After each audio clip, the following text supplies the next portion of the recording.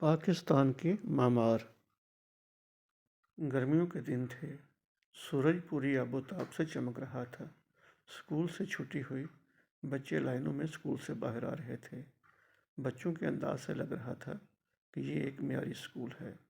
بچے مکمل یونیفارم میں تھے۔ بچوں کو دیکھ کر یہ اندازہ لگایا جا سکتا تھا کہ اس اسکول کے اساتذہ بھی اعلیٰ تعلیم یافتہ تھے، کیونکہ کوئی بچہ کسی کو دھکے نہیں دے رہا تھا۔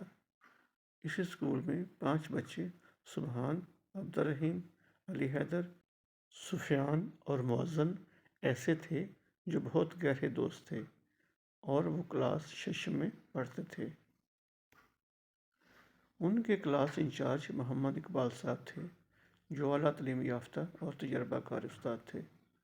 وہ پڑھائی کے ساتھ ساتھ بچوں کی ہر ممکن مدد بھی کرتے تھے، جس کی وجہ سے بچے ان کی بہت عزت کرتے تھے۔ یہ 5 دوست ایک ہی محلے میں رہتے تھے۔ اگر کسی کو پڑھائی میں کوئی مسئلہ پیش آتا تو باقی دوست اس کی ہر ممکن مدد کرتے تھے۔ ایک دن اسکول سے گھر جاتے ہوئے وہ کیا دیکھتے ہیں کہ ایک لڑکا جس کی عمر تقریباً 12 سال ہوتی ہے، ایک ہوٹل پر کام کر رہا ہے۔ ان کی نظریں اس پر جم جاتی ہیں۔ وہ اسے پاس بلاتے ہیں اور اس سے کوئی بات کرتے ہیں اور پھر گھر کی طرف چل پڑتے ہیں۔ علی حیدر کہتا ہے کہ ہمارے ملک میں کتنی غربت ہے۔ والدین اپنے بچوں کو اسکول بھیجنے کی بجائے ہوٹلوں میں کام کرنے کے لیے بھیج دیتے ہیں۔ سبحان کہتا ہے، یار سچ پوچھو، مجھے تو اس بیچارے پر بہت ترس آیا ہے۔ اگلے دن اسکول میں وہ پروگرام بناتے ہیں کہ آج بریک ٹائم اکٹھے ہوں۔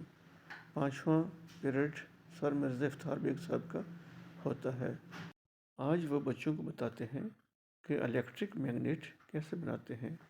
وہ بچوں کو بتاتے ہیں کہ اپنی زندگی ایسے گزارو کہ لوگ آپ کو اچھے لفظوں میں یاد کریں۔ سر کی باتوں کا بچوں پر بہت اثر ہوتا ہے۔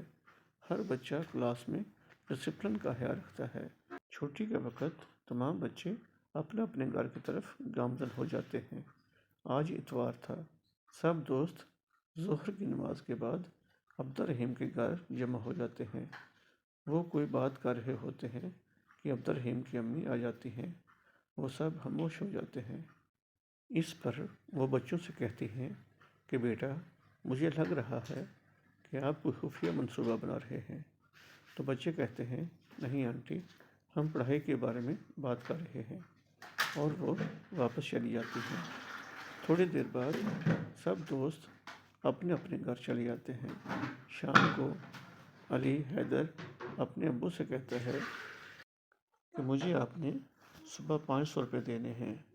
سر کہہ رہے تھے کہ آپ کو نوٹس ملنے ہیں۔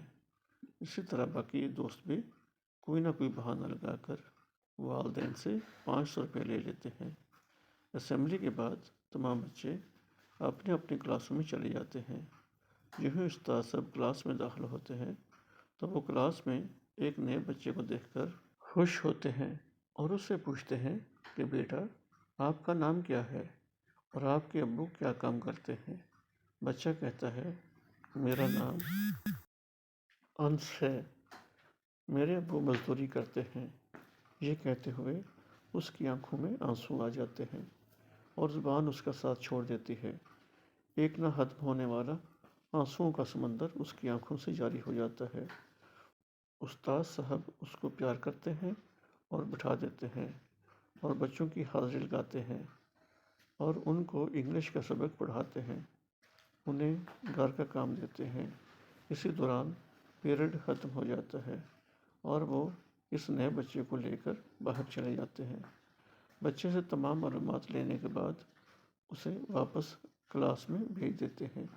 تقریباً 12 بجے کے بعد اقبال صاحب کو سبحان اور اس کے دوستوں کے گھر سے فون آتے ہیں اور وہ پوچھتے ہیں کہ آج ان کے بچے 500 روپے گھر سے لائے ہیں۔ وہ کہہ رہے تھے کہ سر نے نوٹس دینے ہیں، کیا یہ درست ہے؟ اقبال صاحب کو ساری بات سمجھ آ جاتی ہے اور وہ ان سے کہتے ہیں کہ آپ نے کل اسمبلی کے وقت اسکول آنا ہے۔ فون ختم ہوتے ہی پرنسپل صاحب کے آفس میں آتے ہیں۔ وہاں ان سے چند منٹ بات کرنے کے بعد وہ اپنی کلاس میں چلے جاتے ہیں۔ چھٹی کا وقت ہو جاتا ہے۔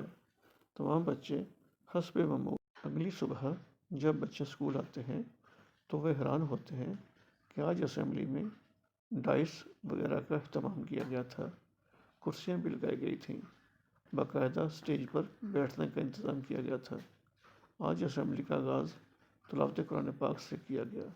اس کے بعد نعت رسول مقبول پڑھی گئی اور اس کے بعد اقبال صاحب نے بچوں کو بتایا کہ آج ہم آپ کو ان بچوں کے بارے میں بتائیں گے جنہوں نے ایک بہت ہی بڑا کارنامہ انجام دیا ہے، اور میں چاہتا ہوں کہ وہ بچے اپنی ہی زبانی آپ کو بتائیں۔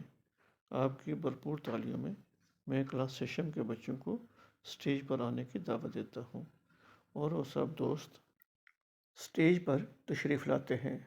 سبحان بتاتا ہے کہ ہم نے اپنے بہت ہی پیارے استاد مرزا افتخار بیگ صاحب کے YouTube channel Sweet Memories for You 3157 میں ایک کہانی پڑھی جس نے ہمیں بہت متاثر کیا۔ ایک دن ہم نے اسکول سے گھر جاتے ہوئے دیکھا کہ انس ہوٹل میں کام کر رہا تھا، حالانکہ اس عمر میں بچے اسکول جاتے ہیں۔ ہم سب دوستوں نے اسی وقت پروگرام بنایا کہ ہم اپنے گھر والوں سے پیسے لے کر اس دوست کی مدد کریں گے اور اسے یونیفارم اور کتابیں لے کر دیں گے اور اسکول بھیجیں گے۔ ہم نے گھر والوں کے ساتھ جھوٹ بولا اور پیسے اکٹھے کیے اور انس کو یونیفارم، بیگ، کتابیں، کاپیاں لے کر دیں۔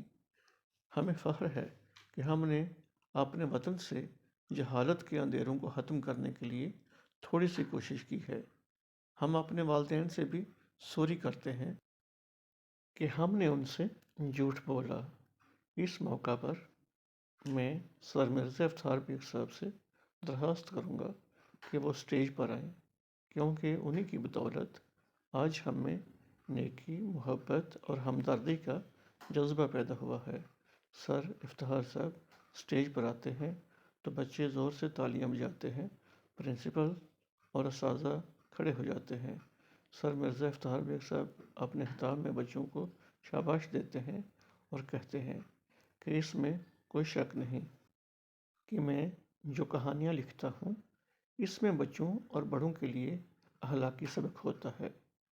تو ان بچوں کا بہت بہت شکریہ جنہوں نے میری باتوں پر عمل کیا اور انہیں دل میں بٹھا لیا۔ آج ان کے جذبے کی وجہ سے ایک بچہ جو جہالت میں ڈوبا ہوا تھا، جس کے والدین غربت کی وجہ سے تعلیم نہیں دلوا سکتے تھے، ان بچوں کی بدولت وہ بچہ بھی آج اسکول میں آیا ہے اور علم کی شمع سے اپنے گھر کو اور اپنے ملک کو روشن کرے گا۔ پرنسپل صاحب مرزا افتخار بیگ کو میڈل پہناتے ہیں تو اس موقع پر وہ کہتے ہیں کہ نہیں، اس میڈل کے صحیح حقدار آج یہ بچے ہیں جنہوں نے بہت بڑا کارنامہ سر انجام دیا ہے۔ اس طرح ان بچوں کو انعامات دیے جاتے ہیں اور اگلے دن تمام اخبارات میں ان بچوں کی تصاویر چھپی ہوتی ہیں۔